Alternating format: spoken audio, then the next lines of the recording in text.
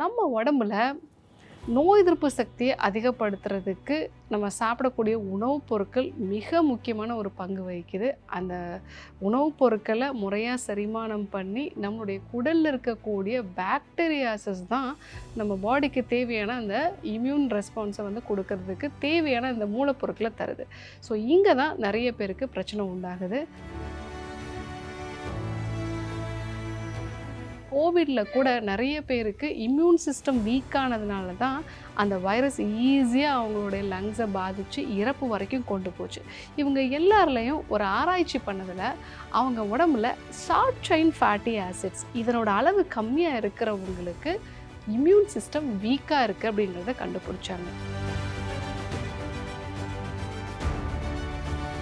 நோய் வராமல் இருக்கணும் அப்படின்னா தேரையர் சித்தர் சொன்ன மாதிரி ஒவ்வொரு 4 மாதத்துக்கு ஒரு முறை பேதிக்கு மருந்து எடுத்துக்கணும்.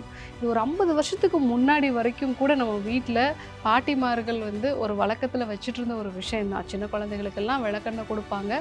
ஸோ அன்னைக்கு வந்து அதிகமாக புளி சேர்க்காத சீரகம் சேர்த்து ரசம் மட்டும் வந்து கொடுப்பாங்க. ஸோ இந்த மாதிரியான ஒரு மெத்தட்லாம் இருந்தது. இப்போது அதெல்லாம் அழிஞ்சு போனதுனால தான் நிறைய பேருக்கு இந்த பிரச்சனைகள் வந்து உருவாகுது.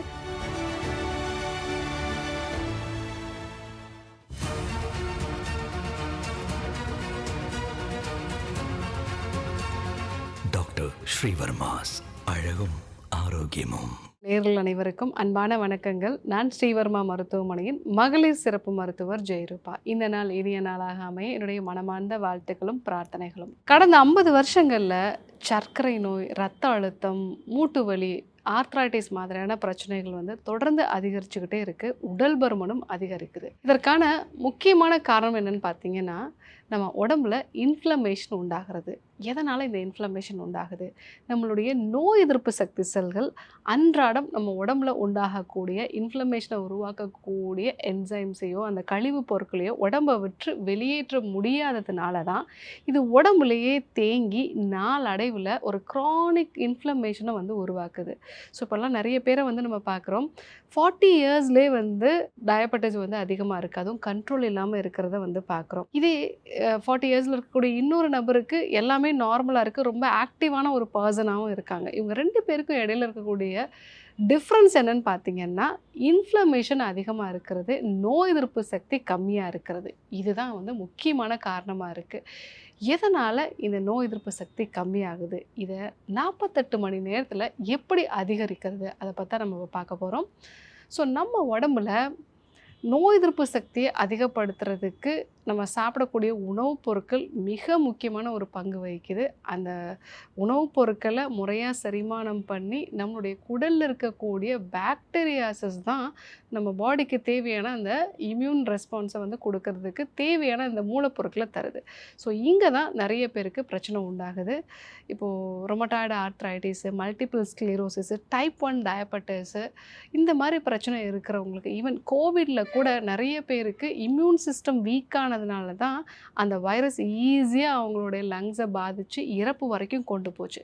இவங்க எல்லாருலேயும் ஒரு ஆராய்ச்சி பண்ணதில் அவங்க உடம்புல ஷார்ட் செயின் ஃபேட்டி ஆசிட்ஸ் இதனோட அளவு கம்மியாக இருக்கிறவங்களுக்கு இம்யூன் சிஸ்டம் வீக்காக இருக்குது அப்படிங்கிறத கண்டுபிடிச்சாங்க. இந்த ஷார்ட் செயின் ஃபேட்டி ஆசிட்ஸ் எப்படி உருவாகுதுன்னா, நம்ம குடலில் இருக்கக்கூடிய நல்ல பாக்டீரியாசஸோட அளவு அதிகமாக இருந்தது அப்படின்னா இந்த ஷார்ட் செயின் ஃபேட்டி ஆசிட்ஸோட அளவு வந்து அதிகமாகும். ஸோ அது நம்ம கட்டை ஒரு டைட் ஜங்ஷனை ப்ராப்பராக வந்து பேலன்ஸ்டாக வந்து வச்சுருக்கோம். அதுக்கு மேலே இருக்கக்கூடிய அந்த லேயரை ப்ரொடெக்ட் பண்ணும். அதன் மூலமாக நம்ம பாடியில் தேவையில்லாத கழிவுகள் எல்லாமே ரத்தத்துக்குள்ளே போய் வந்து கலக்கிறது. அதனால் ஆட்டோ இம்யூனிட்டி ட்ரிகர் ஆகுது. இதை வந்து சரி பண்ணுது. மெயினாக பியூட்ரேட். ஸோ இந்த ஷார்ட் செயின் ஃபேட்டி ஆசிட்ஸில் இருக்கக்கூடிய பியூட்ரேட் அப்படிங்கிறது நம்ம குடலில் இருக்கக்கூடிய செல்களை பாதுகாக்குது.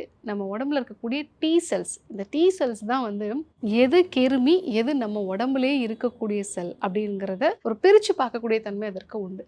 ஸோ இந்த பியூட்ரேட் வந்து T செல்ஸை ஆர்டர் பண்ணி எது உடம்புக்கு பிரச்சனை கொடுக்கும் அதை வந்து அழிக்கிறதுக்கான அந்த ஆக்டிவான மூலக்கூறுகள் எல்லாம் வந்து உருவாக்கணும். இது நம்ம பாடியிலே இருக்கக்கூடிய மூலப்பொருட்கள். ஸோ அந்த செல்களை எப்படி பாதுகாக்கணும் அப்படிங்கிற ஒரு டிஃப்ரென்சியேஷனை இந்த பியூட்ரேட் தான் T செல்களுக்கு வந்து கொடுக்குது.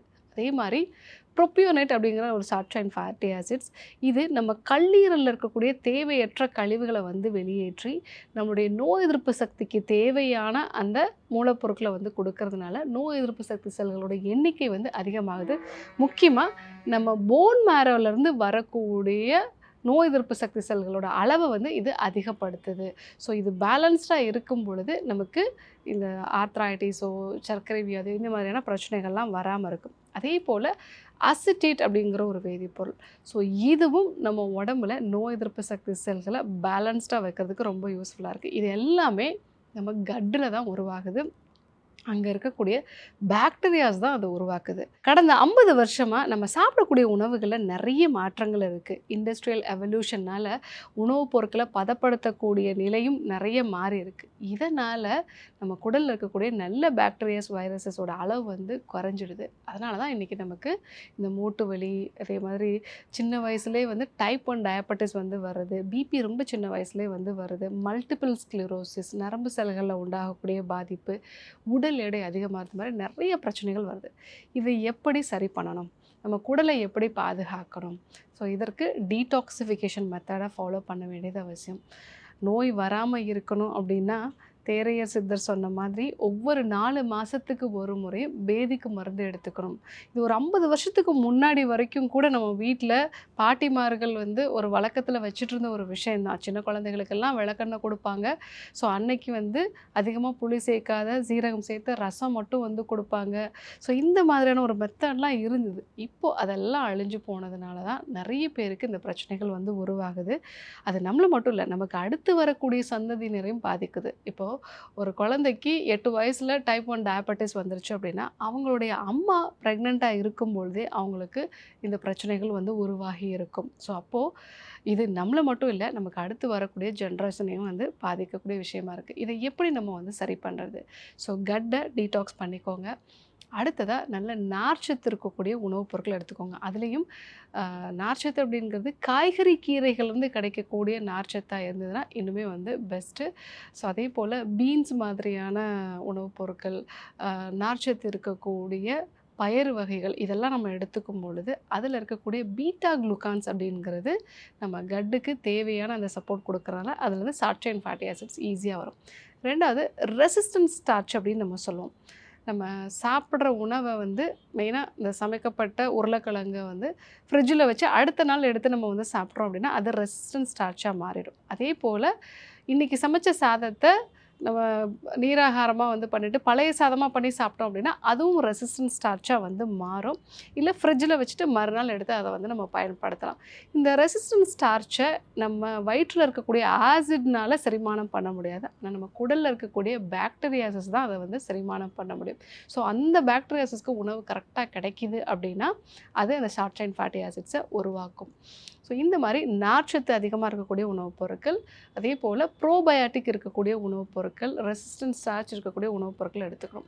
ப்ரீபயாட்டிக் இருக்கக்கூடிய பூண்டு, வெங்காயம், வாழைப்பழம் இந்த மாதிரியான உணவுப் பொருட்கள்லாம் வந்து எடுத்துக்கும் பொழுது ஸோ அதுவும் வந்து நம்ம கட்டை வந்து பேலன்ஸ்டாக வைக்கும். இதெல்லாம் நம்ம வந்து ஃபாலோ பண்ணோம் அப்படின்னா இந்த மூட்டு வலி, பிபி சீக்கிரமாக வர்றது, சுகர் வந்து சீக்கிரமாக வந்து வருது, இது எல்லாத்தையுமே வந்து குறைச்சிக்கலாம். முக்கியமாக இந்த உணவுப் பொருட்கள்லாம் நீங்கள் சாப்பிட ஆரம்பித்து 48 மணி நேரத்திலே உங்களுடைய நோய் எதிர்ப்பு சக்தி வந்து 3 மடங்கு அதிகமாகிறத பார்க்கலாம். அது ரொம்ப பேலன்ஸ்டாக இருக்கிறதையும் வந்து நம்ம பார்க்கலாம். ஸோ நீங்கள் ஆரோக்கியமாக இருக்கணும், உங்கள் நோய் எதிர்ப்பு சக்தி ஆரோக்கியமாக இருக்கணும் அப்படின்னா இந்த வகையான உணவுகளை ரெகுலராக எடுத்துக்கோங்க. நார்ச்சத்து இருக்கக்கூடிய உணவுப் பொருட்கள், ரெசிஸ்டன்ஸ் ஸ்டார்ச் இருக்கக்கூடிய உணவுப் பொருட்கள், ப்ரோபயாட்டிக், ப்ரீபயாட்டிக் உணவுப் பொருட்கள் இதெல்லாம் நீங்கள் கரெக்டாக எடுத்துக்கிட்டீங்க அப்படின்னா இந்த நோய்கள் எல்லாத்தையுமே நம்ம வந்து தவிர்த்தலாம். இன்றைக்கி ஆர்த்ரைட்டிஸ், பிபி, சுகர் இதெல்லாம் ஏன் அதிகமாக வருது? இதற்கும் நம்ம நோய் எதிர்ப்பு சக்திக்கும் என்ன சம்மந்தம்? 48 மணி நேரத்தில் நம்மளுடைய நோய் எதிர்ப்பு சக்தியை எப்படி அதிகமாக்குறது? இந்த மாதிரியான விஷயங்களெல்லாம் நம்ம வந்து பார்த்தோம். கண்டிப்பாக ஃபாலோ பண்ணுங்கள். யாருக்கெல்லாம் இந்த விஷயம் தேவைப்படுமோ அவங்களுக்கும் இதை சொல்லுங்கள். இதே போன்று இன்னொரு அற்புதமான தகவலோடு உங்களை சந்திக்கிறேன். நன்றி, வணக்கம். நோய் நாடி நோய் முதல் நாடி அது தணிக்கும் வாய்நாடி வாய்ப்பச் செயல் இறைவழி மருத்துவம் அதுவே எங்கள் மகத்துவம். இறைவழி மருத்துவம்